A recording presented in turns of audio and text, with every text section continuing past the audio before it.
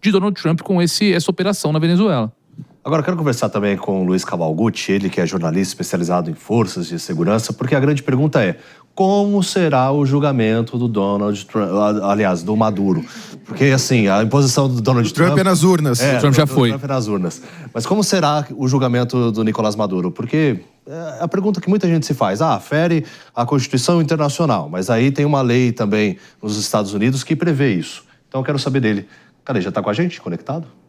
Apareça. Olha aí. Bom dia. Bom dia, David. Eu acho que essa é uma das questões mais importantes que estão sendo debatidas no cenário internacional, porque tem duas linhas de raciocínio muito importantes. Uma delas é à luz do direito humanitário internacional, ou seja, a Carta da ONU, que já foi falada bastante aqui, o direito internacional, para a gente resumir.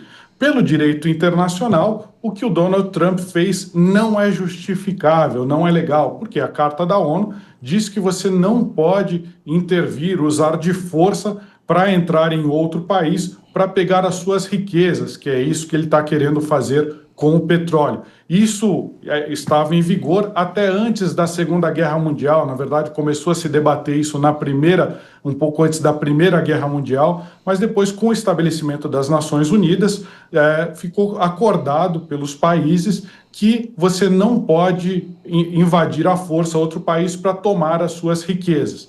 Só que você tem uma outra legislação conflitante, que é a legislação dos Estados Unidos. A legislação dos Estados Unidos diz que o FBI, que é a Polícia Federal lá dos Estados Unidos, ela pode cumprir mandatos de prisão até fora dos Estados Unidos para trazer as pessoas, os criminosos, as pessoas que são indiciadas para a justiça americana.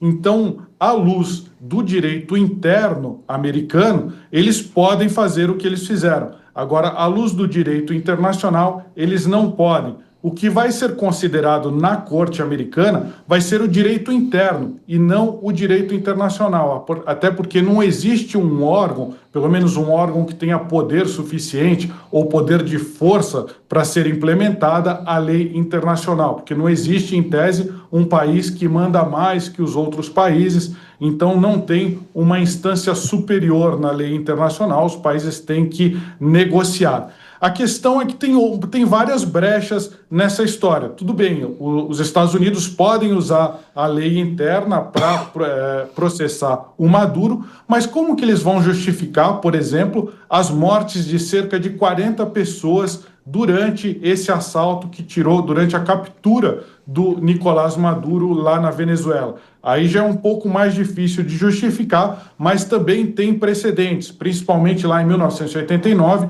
quando foi retirado do poder o Noriega, lá no Panamá. Então, provavelmente, eles vão usar o mesmo arcabouço legal que foi usado na época, que eles falam o seguinte: as Forças Armadas têm o dever, e principalmente o presidente, ele tem o dever de proteger agentes federais que estejam agindo para cumprir a sua missão. E como a lei americana permite que o FBI vá cumprir essa missão no exterior, seria legítimo que as Forças Armadas fossem usadas para fazer essa lei ser cumprida. Então, esse que vai ser o debate agora nos próximos dias: vale a lei internacional ou vale a lei americana? Luiz, a gente continua aqui o nosso debate, te convido a ficar com a gente. Para o pessoal do rádio, a gente vai para um rápido intervalo e voltamos daqui a pouquinho para vocês. Para as outras plataformas, eu quero repercutir aqui a participação da Adriana Capella no nosso chat. Ela diz assim, tá, mas o que a ONU fez pelo povo venezuelano até hoje, João? Zero, não fez nada, né? E até sanções internacionais ou mesmo protocolos internacionais, eles só se aplicam se você tiver força para executá-los. E no caso da ONU não tem como que você vai executar qualquer situação nesse sentido. E o que o Trump e o Marco Rubio falam, para mim faz sentido, queria até ver com o Fernando, no sentido de que eles falam, existem várias ditaduras na ONU falando sobre direitos humanos, então a ONU por si só também acaba perdendo credibilidade. Só um asterisco, porque boa parte das violações de direitos humanos documentadas e repercutidas internacionalmente ocorridas na Venezuela foram documentadas e sintetizadas pelo Alto Comissariado de Direitos Humanos da ONU, sob a presidência da Michelle Bachelet, ex-presidente do Chile.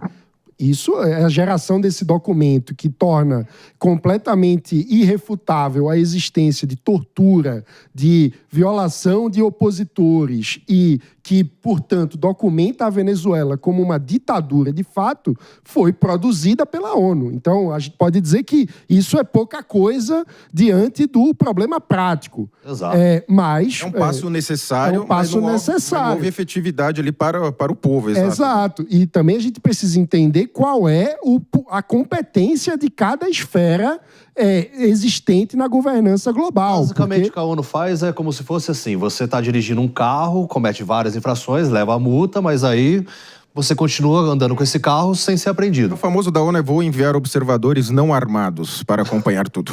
É que a ONU é a reunião dos países. Se você tem de um lado Estados Unidos, do outro lado Rússia, do outro lado China, e o interesse dessas grandes potências não é convergente, há um impasse. Então a ONU não consegue agir quando há um conflito entre os grandes poderosos do mundo. Em resumo, é isso. Então, porque quem quer algo multilateral é quem tem menos força. Quem é o forte não quer a decisão multilateral. Quem é o forte nos Estados Unidos, Rússia, China, quer a minha decisão prevaleça, e vem sendo assim desde a criação da ONU. Venhamos e convenhamos, né? E aí, Kawaguchi?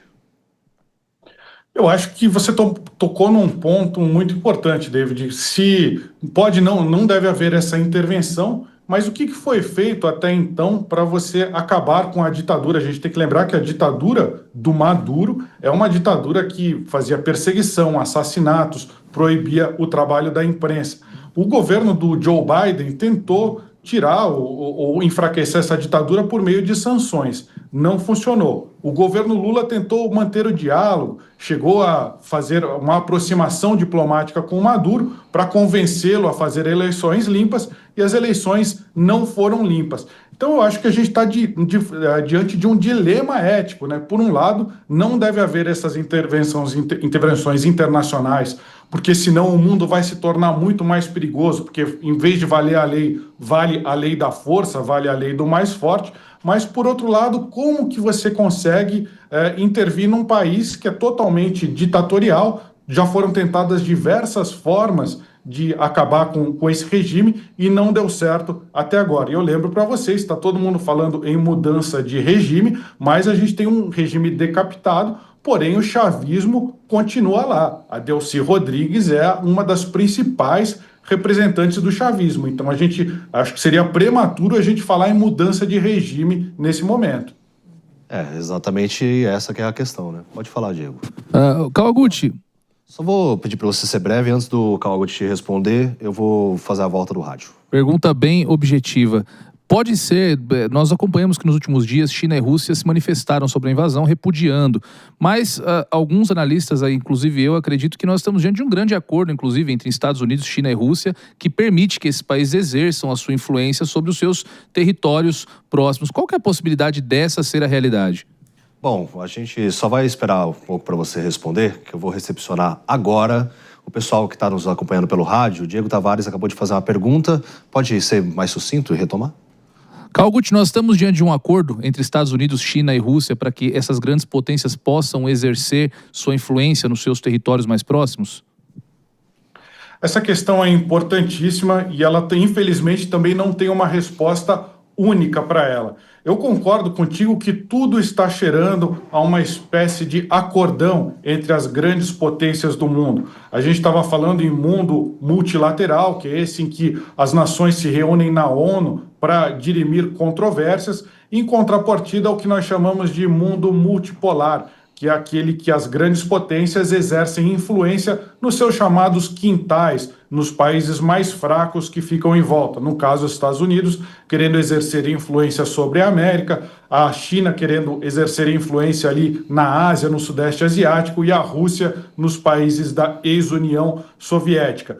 Por um lado, parece que haveria um acordo tácito de que os Estados Unidos, com essa captura do Maduro, estariam dando um recado para a Rússia, por exemplo, olha, vocês continuem fazendo, a gente vai cuidar da Venezuela, vocês não se oponham à nossa ação na Venezuela e, em contrapartida, nós vamos aliviar aí o apoio à Ucrânia. Eu lembro que a Ucrânia é uma democracia que foi invadida por um país autoritário, que é a Rússia. E aí poderia haver um acordão do tipo, os Estados Unidos dificultam mais o apoio da Ucrânia, que é o grande ponto de equilíbrio para a Ucrânia continuar sobrevivendo. Em contrapartida, a Rússia não influenciaria lá na Venezuela. Um dos indícios mais fortes disso é a Fiona Hill, que foi uma alta executiva, foi uma política que trabalhou ali no primeiro mandato do Trump.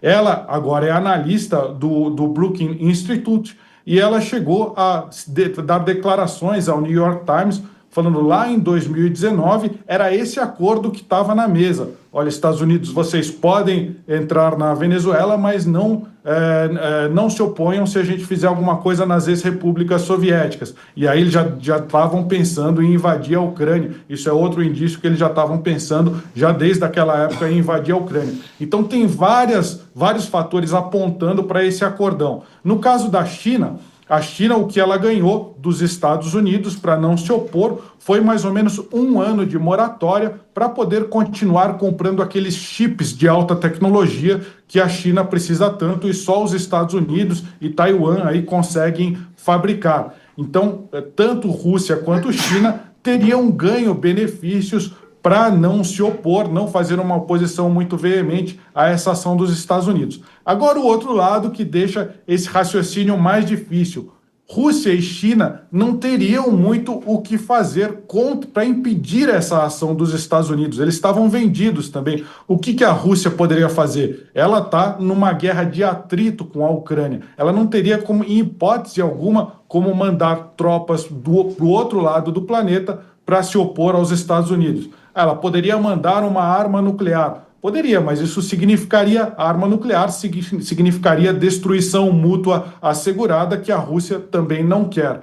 A China também não teria aí uma capacidade, nem teria nem apetite político para entrar numa guerra com os Estados Unidos por causa da Venezuela. Ela está se preparando para, se houver um conflito, ela tenha que se defender ali na região de Taiwan, mas não tentar projetar poder do outro lado do planeta, que ela não teria nenhuma capacidade de fazer isso. Então, resumindo, pode ter tido um acordão, mas também Rússia e China, apesar de serem potências, não teriam força suficiente para inibir os Estados Unidos nesse contexto.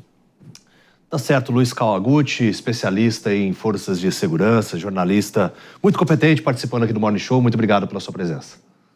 Muito obrigado. Agora, uma outra questão.